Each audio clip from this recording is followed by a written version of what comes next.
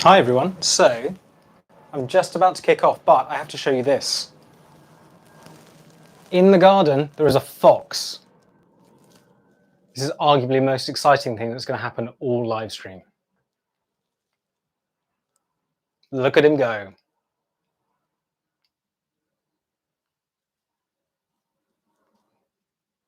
Yes, you've joined onto live streaming of Foxwatch, how to use your printer.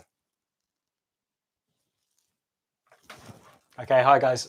I'm James. I have a channel called Malt and Make. And today we are going to be talking about printers. Yeah, I mean, how many times have you sat down, tried to print a piece of paper and yeah, we all hate printers. So we're going to learn how to use a print. No, we're not. Not one of those. A real printer. This thing. So this is an Adana 8x5. It is a letterpress printer. I picked this up for a couple of £100 from Facebook Marketplace. And they're reasonably accessible. Actually, there are lots of people out there who have had letterpress printers in the past and aren't using them. So we're going to talk through a bit about the history of letterpress, kind of the basic steps to get you started, and have a lot of fun. But first, you can't start any live stream without a little sip of a bripe. So everyone make sure you've got your bripe and just have a little sip. Oh, amazing. If you fancy topping up my bripe, there's a link to buy me a coffee down in the description. Of course, we've got to stay hydrated. If any of you guys have been watching the Virtually Crafty Festival, Al was on earlier. Really good guy, and he makes sure that everyone is always hydrated. So I'm going to hang over to the printer and make sure everything's ready.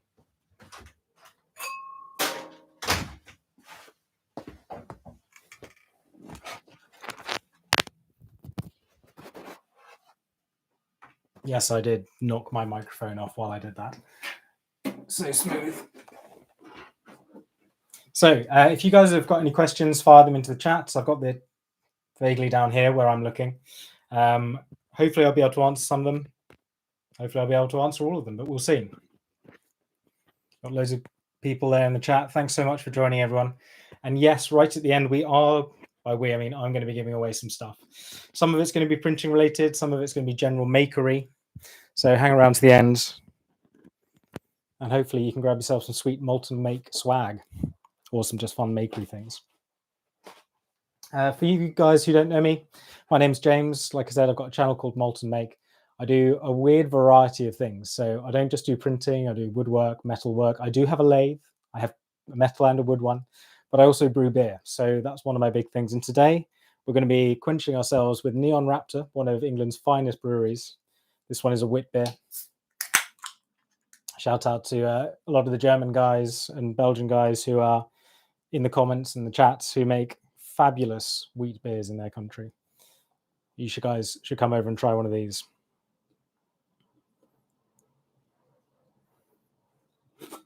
Brilliant. So cheers, everyone.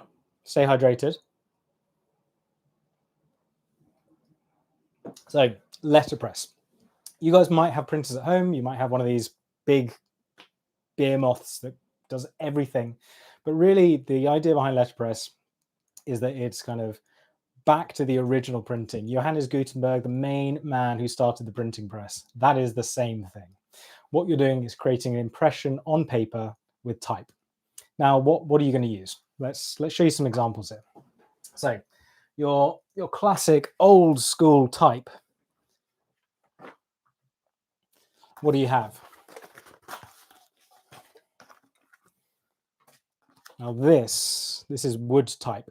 Now this is from DeLittle. It's an American company. You can still buy these. There are lots of people on Instagram. There's a really thriving Instagram letterpress community. And these are lovely. They are little wood block type. If I can manage to get one out and show you guys. There you go. And all of them are exactly this same height. No matter what you're doing in terms of letterpress, things are standardized to the same height. So let me grab some metal type. Now, originally we started on hand-cut wood, something a bit like this, which, zoom in, you can see a bit better. Yeah, so hand cut wood type. The next thing that we then progress to, there we go, focus, is metal. So this is a cast type. This was actually made for me at a fantastic living museum down in West Sussex that I'll throw in the link in the description after this. You can see the same height. So if you imagine this sits against the base and then your paper is squashed against it. So the height of these are the same. I move my finger out of the way. There we go. Hopefully you guys can see that. Now that height there is called type high. That's 0.918 inches, or for the rest of the world who use normal units, that's 23.32 millimeters. So ways that you can create type. Talked about wood, talked about metal casts, liner type. Few people are still making these, so if you want to get type cast, you can have things. So I've got a little Malt make on there. Is there some sheet metal on the wooden one? No, this is purely, I know this is out of focus, but you can hopefully see, this is purely wood. So this is cut with a pantograph, which is a little bit like a router with something that traces a letter, and that cuts that into the wood shape, and it's finished off by hand.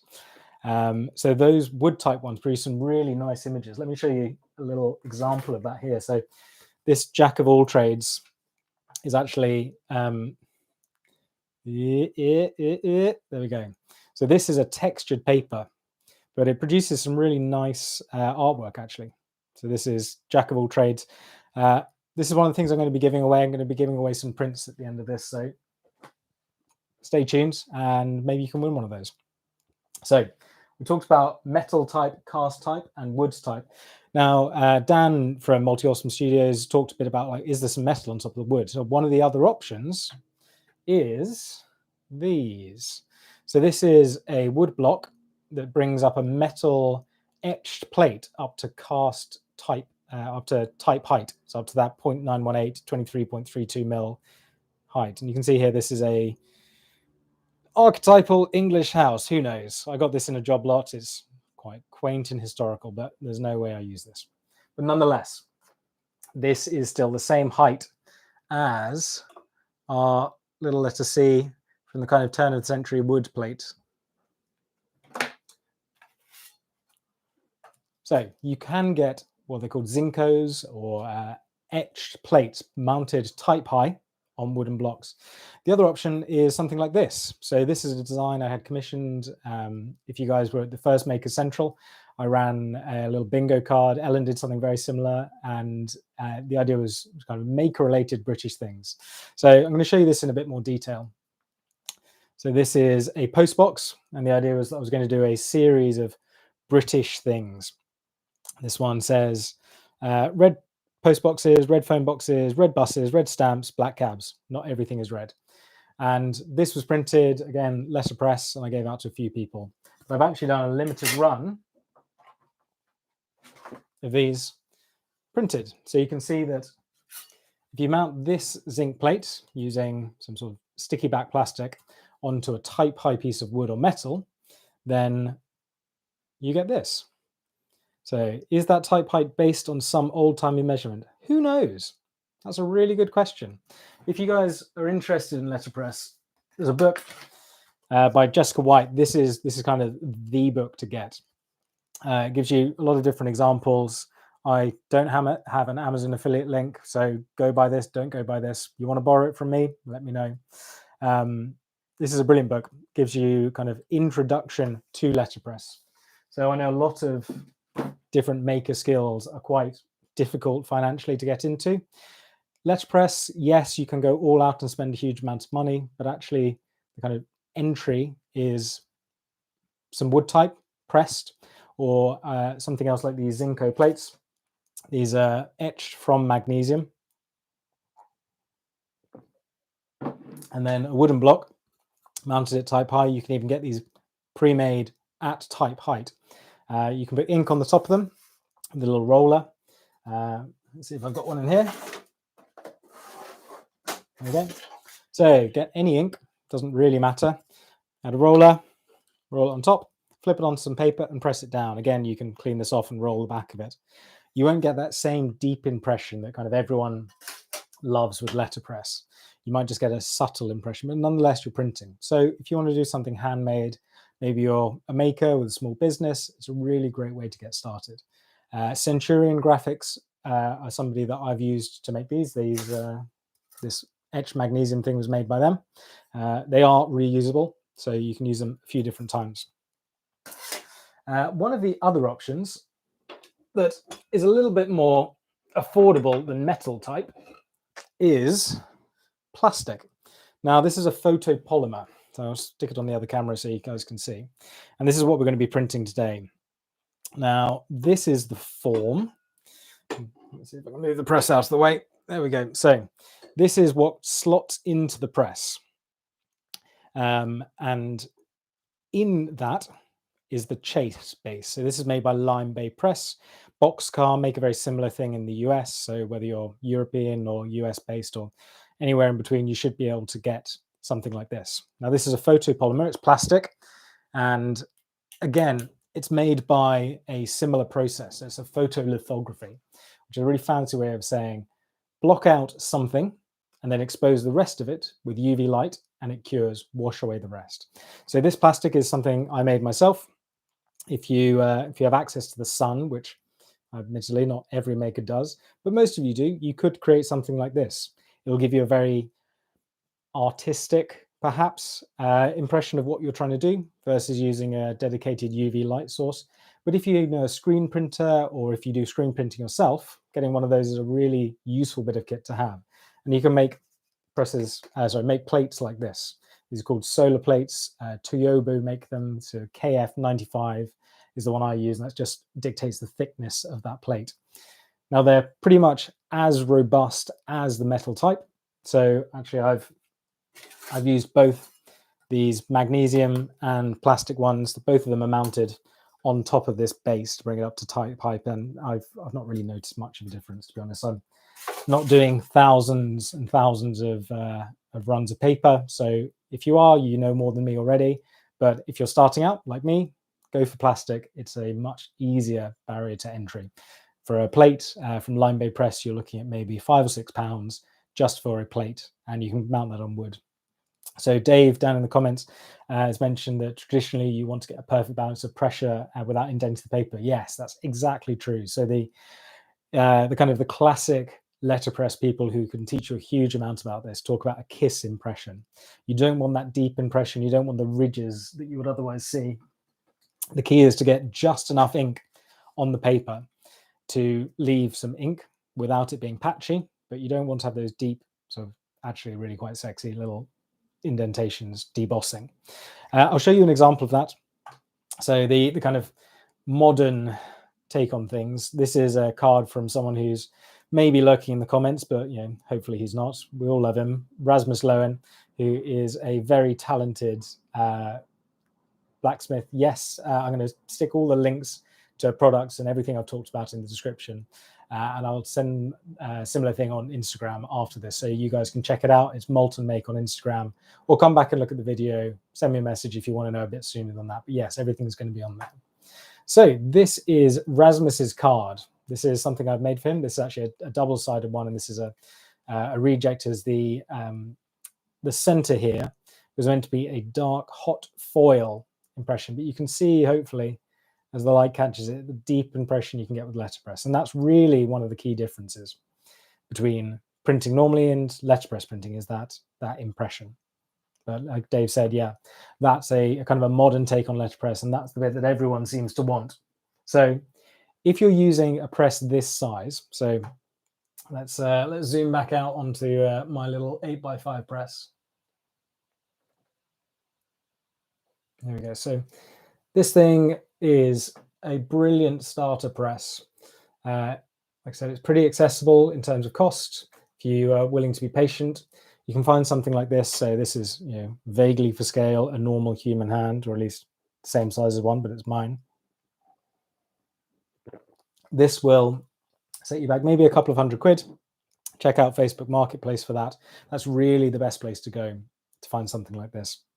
Often you'll need to find new rollers. These transfer the ink from the disc at the top. So if we close the press, you can see that they run up and down this rotating plate at the top. A little ratchet mechanism so that every time you actuate the press, it'll pick up ink and put it back down.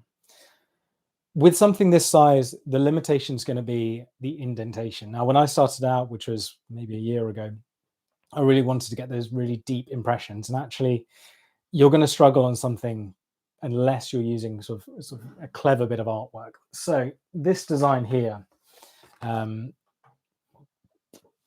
you can see, it's a relatively fine detailed drawing on quite thick cardstock. This is supports its weight, probably about 350 GSM, quite thick card. Now that you're going to struggle to get a deep impression on with a press this size. If you kind of step it up into the big presses, kind of a Heidelberg Platen is the one that everyone talks about, a Heidelberg windmill.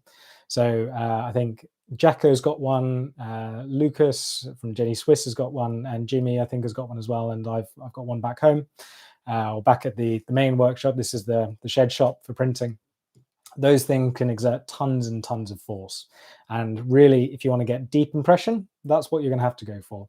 So if you want to do kind of home letterpress like I'm doing here, stick to something this size. As you can see, you can get quite a deep impression on a business card, but as soon as you start going up to A5, as long as you're happy with a relatively light impression, or if you do some kind of tricks, you can wet the paper just to make it a bit softer, or choose a paper stock that is quite soft. There's a few people out there that make letterpress paper specifically for kind of areas like this, small home printing presses that are really a bit of fun rather than a production workshop. So we've talked a bit about what it is that you're going to do in terms of printing. We've got old school wooden type, which was then kind of replaced with metal type, liner type cast. This one's a Malt and Make one, or Zincos, which are often made of magnesium. These are photo etched. And then that's kind of been replaced by a lot of people, mainly due to cost and the fact that they are really robust and can be done at home without kind of the toxic elements of having to etch zinc or magnesium. These polymer plates, so photopolymers, Toyobo, like I said, Centurion Graphics or Limeway Press, or just search for solar plate. You'll be able to get them. For an A5 size to buy yourself, it's probably about £9, something like that. Next step, paper. Fire any questions down into the comments or the live chat. I'm keeping an eye on that if you have any. I'm going to make sure we're hydrated. So paper. Loads of different choice. Like I said, if you're going to be doing letterpress at home, you probably want to get that deep impression, and so go for a relatively compressible paper stock. So this is just a fairly standard card you can get, and if you think about running your nail through it, it does leave a little bit of an impression. You probably can't see that on camera, but maybe just in the light there. Oh, there you go. Great knowledge from Al there. Thanks. The height is based on French things. Thanks for that, Al. So if you're going to be getting paper, I think often the barrier to entry with these places is you don't really know what to ask for and really where to ask for it. So it's the kind of equivalent in the wood world of, I want to get some nice plywood. I'm going to go to my local big box store, home-based, B&Q, Home Depot, sort of those things. What do you ask for and where do you get it? So I'm going to grab kind of one of the things that I think make very good paper. So GF Smiths make excellent paper in the UK, and actually they're available internationally. And similarly, this is a German paper company. Prepare for me to incorrectly pronounce Gmund. This is much like the thing I always get wrong, Nipex, Kinepex, that one. Anyway, they make some brilliant paper. You can get this. If you buy something from them a few times, they'll send it out to you for free. But it's not too expensive, and it showcases essentially the wide variety of paper that you can get. Yeah, that door wedge is basically every an example of every paper they make, not every single color. So some of them are just different thicknesses.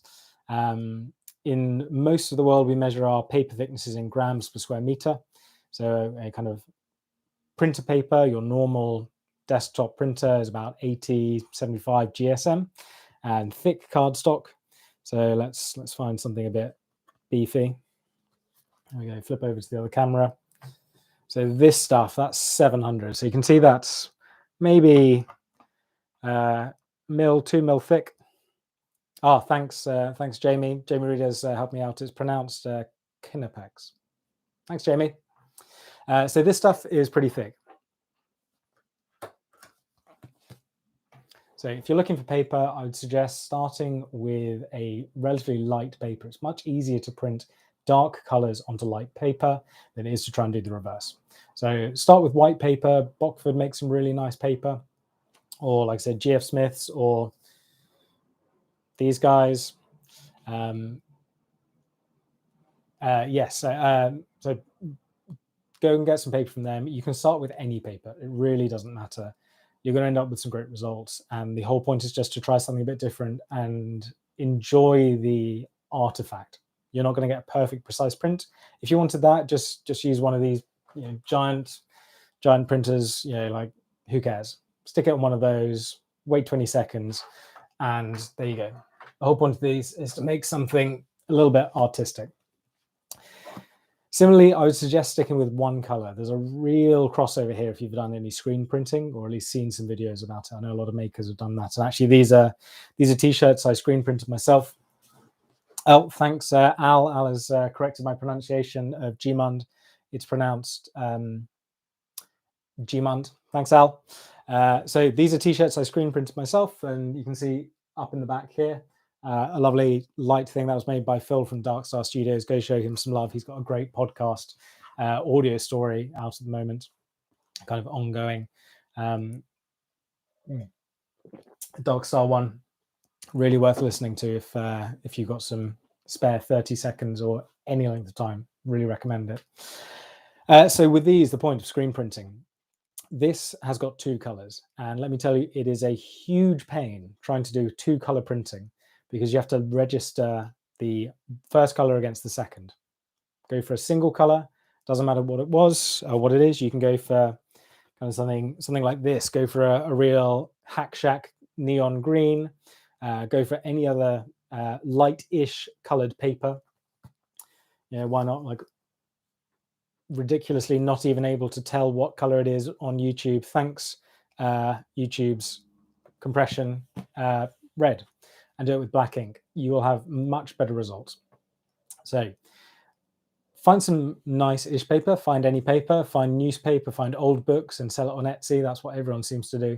And print dark ink and print one color. If you try and do something like this, it's a lot more work, and trying to get those two colors lined up, because as you can imagine,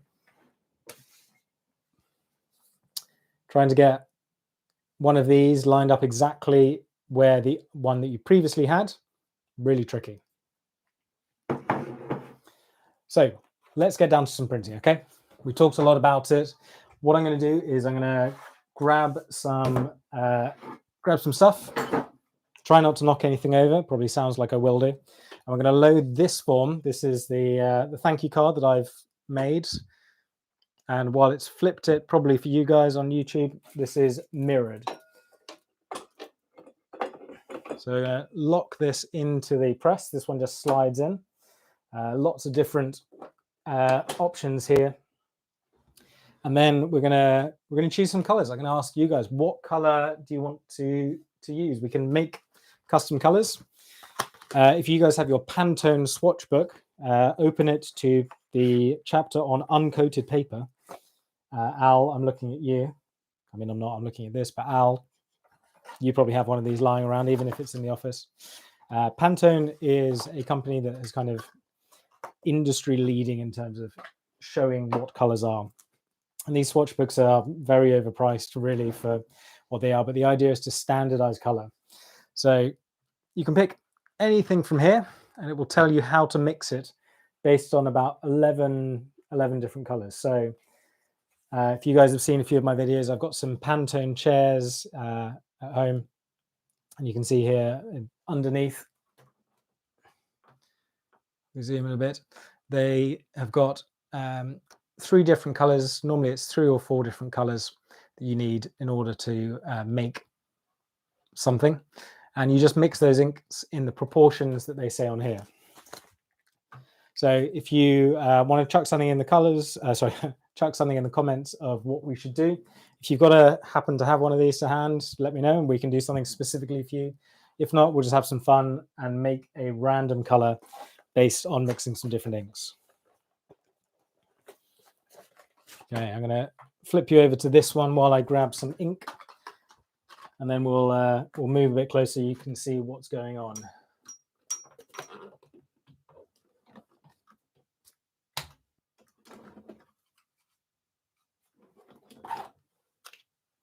I'm just grabbing some inks from my shelf up here. They're all, of course, in an incredibly easy to find order, which definitely won't take me for the rest of the live stream to find.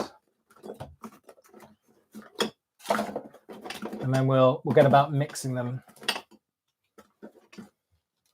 So just so you can see, here are the inks I'm using. These are from Lime Bay Press. Now, one of the big questions people often ask, Tinkering Rocks, there we go, 16, 15, 46, Living Coral. So these are the inks. And what inks do you use? There are oil-based and rubber-based. Now, for a small press that's relatively easy to clean up, I suggest going with oil-based. They dry a little bit better. You don't have to worry so much about smearing of the ink. But the disadvantage is that they're a little bit harder to clean up. Now, I've used both rubber-based and oil-based. Van Sun makes some of the best kind of industry standards. Yeah, so great tip from Al there, that these Pantone books are expensive. And unless you are working in graphic design, you don't need them to be precisely color accurate. You just want to find out vaguely what they look like. Go to a printer, go to a graphic design house. They have to get rid of these every year. As you can see on the back here, replace your guide every 12 to 18 months. That's because over time, as you're probably aware, sun bleaching will change the color. And the entire point of these are to have a color reference, so that my book here is the same as the one that Al has, that JP has, that whoever else has, so that I can say, yeah, you know what, the color I really like is Pantone 2359U. And when I stick this into the computer, Photoshop will be able to represent a similar enough based on your screen calibration version of that color. And I can take this and say, you know what, hold it up to a flower that I like and say, yeah, I want to make exactly that color. So yeah, go and find somebody in the graphics world who is getting rid of their old book, and it'll be close enough. Unless you, like I said, if you're watching this to learn, it is perfect for you. Don't go out and buy a new one. But if you want to be a real nerd about color, we can have a beer and we'll talk about it. You can maybe buy a new one. So rubber-based and oil-based inks. I use rubber-based inks on my big press, on the Heidelberg. So that one will do just over A4. This one, in theory, I could fit an A5 card in, but it won't work. On a big press, it takes a long time to clean up, even with the automated kind of wipers that they have. It's not the worst thing in the world, but everyone hates clearing up. Don't make it hard on yourself. But the difficulty is that they don't dry so quickly, these inks. So when you're working in quite a small space, this expansive shed of mine is brilliant, but actually the amount of free surface we all have in our shops is pretty small. If you're anything like me, any horizontal surface becomes a table, becomes a just place for mess to accumulate. So with printing, trying to find somewhere flat that you can lay out all of your cards while they're dry, pretty tricky. When I did Rasmus's business cards for him, I think I did a few hundred, and I had most of the floor covered. I had trays on top of everything else, waiting for the ink to dry. Hi, Steve. Congratulations on the vaccine. Go get vaccinated, people. Trust me, really worth it. So inks, rubber-based, oil-based. Yeah, I know, Rasmus unsubscribed. Thankfully, he's not here. And if you want, we can desecrate one of his cards later on just for fun. So the inks I use on this small press are oil-based.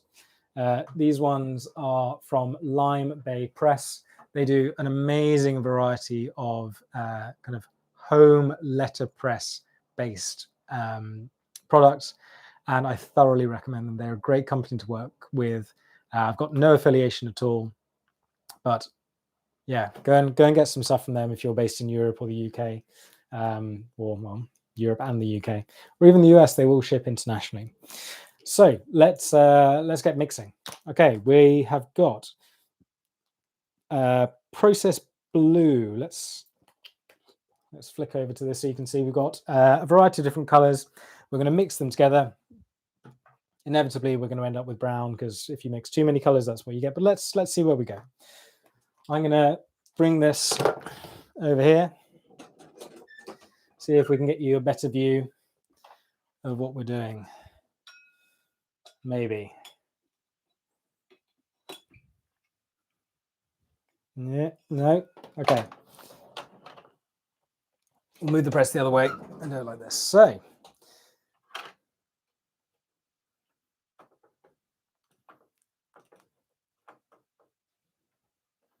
here we go. Let's move Neon Raptor out of the way. I'm just going to use a scrap of card to mix on. Often glass is one of the easier things to mix on just because it's very easy to see what you've got left on the surface and making sure it's mixed properly. So let's grab something else from the ink tray.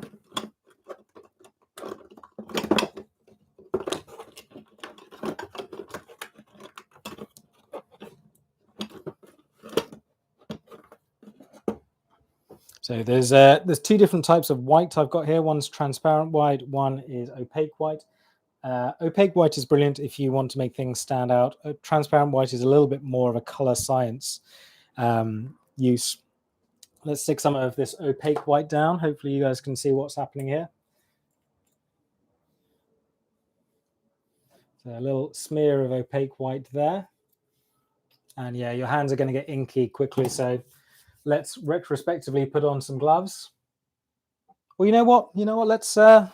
I haven't got any gloves in here. So let's carry on regardless. Be careful not to get your favorite beer glass covered in ink. So I think we were going for a coral. So let's add some little dab, and you can see this is really tiny, the amount of ink that I'm using. So you can see that, guys, this is a kind of an A6 piece of card. It is about that big, and just to show you what it's going to look like when we mix it together, how much of a change you're going to get. So flexible paint scraper is really good for this. Now, in terms of getting some more info from this, I'd suggest that Jukebox Printing are a brilliant YouTube channel to follow. They produce quite a lot of content, mainly as an advertising campaign. They haven't posted in a while, but they are thoroughly worth watching their back catalogue if you want to know a little bit more about letterpress printing, particularly on Heidelberg presses. So they're kind of often called Heidelberg windmills, but more correctly, kind of a Heidelberg platen press. They are the guys to go and learn from if you want to get into this. If you want to go down a deep dive rabbit hole of letterpress printing. So add a bit more yellow here. Just a touch. And this is literally just a touch onto paper.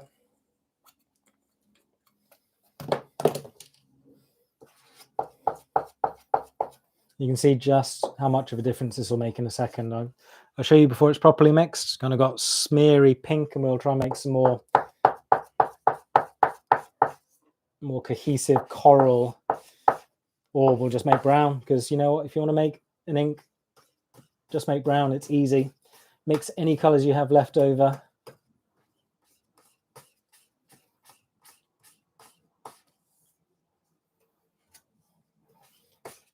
So once again, guys, if you've got any questions, throw them down into the live chat. I'm going to try and turn around and figure out. Yeah, Carl, I think we've had a chat about ink being everywhere, and he's got some great knowledge on printing there and exactly just how difficult it is to get cyan ink out of every single bit of your nail. Okay.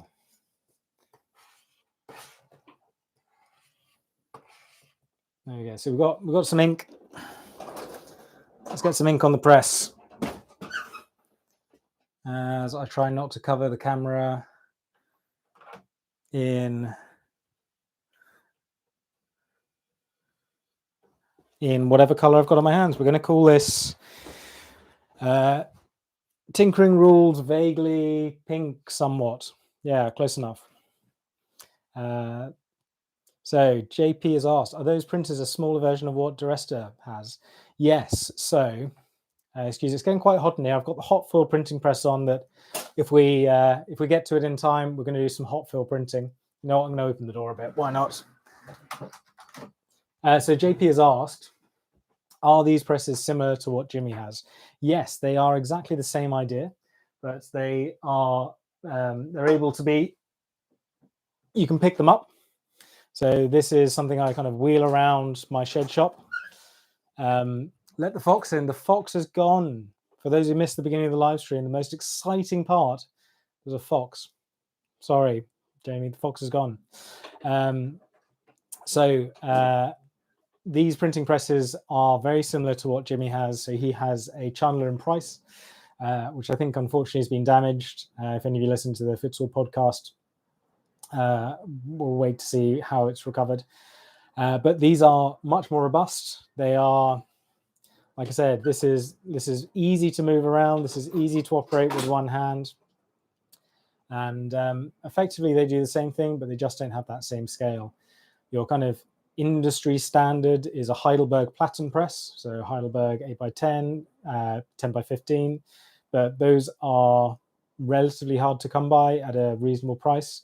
And if you want to get one, you need a decent amount of space. They don't use a lot of power. You can actually run them off a standard 13 amp plug. So that's 240 or 220 US, 14, 13 amp breaker. They don't use a lot of power, but they take up quite a bit of space, pallet and a bit worth of space. The manual ones in the middle are things like a Chandler and Price. There is an Atlas press. There are lots of different similar versions. So if you're looking for a specific thing, if that's you, send me a message. I would love to know all of your great tips, but I would look for a Heidelberg platen press. Like I said, Jimmy's got one, Jacko's got one, Lucas, Jenny Swiss has got one, and I've got one. They are a great press to learn bigger letterpress printing and to actually do runs of 200, 300, 400, maybe 1,000 prints. But yeah, this is an Adana 8x5, so you can still get parts of this. The rollers I got new from Caslon, so Caslon. Let's see if we can give you a bit of a shot down here. These are the bits that wear out, those orange red rubber rollers. And actually they're not too expensive to buy. So yeah, so very similar to what Jimmy has, but smaller scale, easy to transport. Unfortunately, Maker Central not happening this year. This is going to be one of the ones I was going to bring up there. Something that Make with Makers that Al from Al's Hack Shack was organizing. But next year. So let's get some ink on the press. I'm going to take the form out just for now. And we're going to get this ink on here. So there's a few different ways to do this. You can even mix your ink on here. See if I can get rid of that reflection. There we go. And you really don't need a lot. I'm going to make sure we've got everything off the paper. And then we'll start running the press. Now, the reason I've taken the form, which is that metal chase base, out, is that you don't want the ink coming down and covering this area here where it would sit.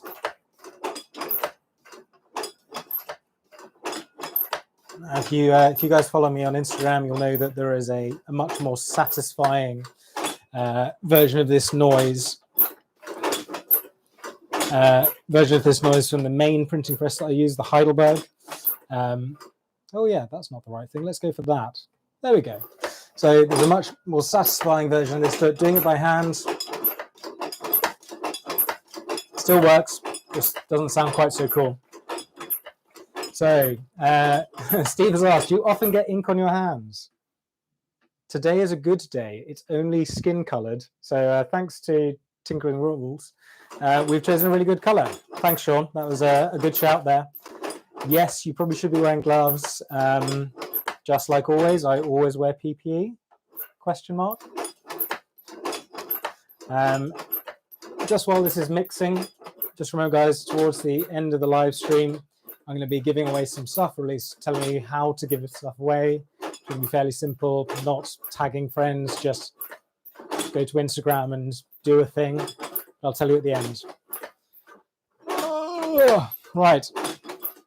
So now we've got our platen press more or less inked up, and the ink is warmed up enough. We're going to get into the really exciting bit, actually printing. So let's stick our chase base in. I realize I've said choose a dark color, and I've gone for probably one of the lightest versions of things that I can do. So my white paper that I had nicely laid up, probably not going to work. So let's print on some blue paper. I've got 2 sheets. Let's see how this goes. So let's take you into the press. So here we go, here we go. So you can see this is the form inside, and this is the bit we're going to print. So these rollers will run up and over, covering it in ink, and squash onto this piece of paper here. Now, if you want to do this kind of properly, what you're going to do is register your paper against what you're printing. Now that means that when you put a new piece of paper in, it's going to print in the same place on that paper each time. Because if you're going to do multiple colors, then you want to make sure that each piece of paper is the same. Today, we're just having a bit of fun showing you guys how this works. So we're going to go for it anyway. Right, so I've got some paper in here. Now, one of the kind of things we talked about earlier was trying to get that deep impression. So here we are again with Rasmus's card.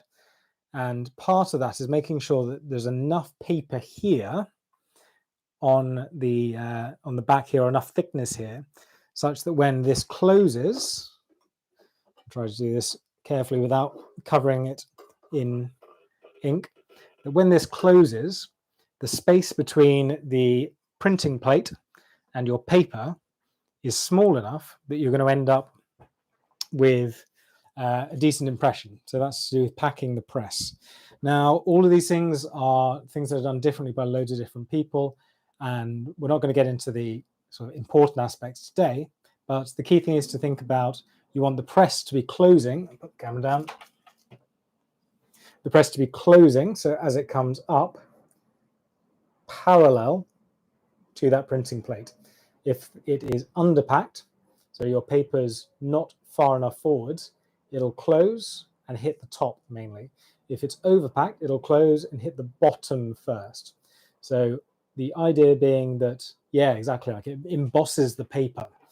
So yeah, Jamie, spot on. You want it to close as close to parallel as you can, squash, and come back out. Okay, let's give it a go. Why not? Got a lovely side view there of my big printer. The reason I've got a big printer is that for making these plates, use a photolithography process. So in other words, you use a stencil made on the big printer. Let's see if I've got one.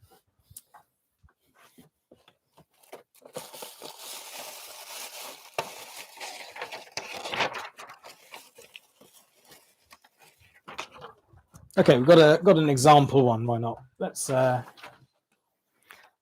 a look at this. So you would make a printed. This would be a photo positive, but actually you'd want a photo negative. So you want it to be black in all of the areas that you don't want ink to be eventually, so that it blocks out the light from the plate that you're making.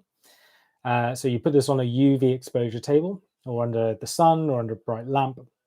that lamp cures the plastic. So where there is black ink, it won't cure anything. You then wash away that uncured area. This is the opposite of making a screen for screen printing, where you wash away the area you do want ink. So screen printing, photo positive, black where you want ink to go. Letterpress printing, photo negative. So the opposite of this, you want black where there isn't meant to be ink. That prevents the plastic from curing. You then wash it away, stick it to the plate. So that's what we've got here. Let's move back to the press. And we'll see if we can show you this in some nice detail. So this is the action of the press. So we've coated, and you don't need to do this every time. This is all for demonstration. We've coated our design now in ink. And let's use this blue card I've got. This is a GF Smith's paper. It's probably about 120 GSM. So Carl's saying, again, so Carl works professionally as a process color printer for newspapers. So some great information from him. Our newspaper print site uses plates with photoball coating. So yeah, so I am industry level printing. Okay, cool. So we've got this in the press. What I'm going to do is close the press. You see that the rollers ink up the form. We'll press down. And if you can see here, we're just about closed. We've got a little gap down below. So this is the kind of press bit of the letterpress. So a little bit of impression there. Let's open up and see what we've got. Okay. Not enough packing in the press. So this is to be expected. You don't set things up and they work immediately. What you need to do is put in enough paper behind to make sure that you come to that press closing evenly. Okay, so let's add in some paper. I'm going to stick in a few of these. Spin you back to camera 2. So this is a kind of sub-optimal way to do this, but we want to make sure we get through everything today. So let's ink up that form again. Give it a real good squash. And there we go.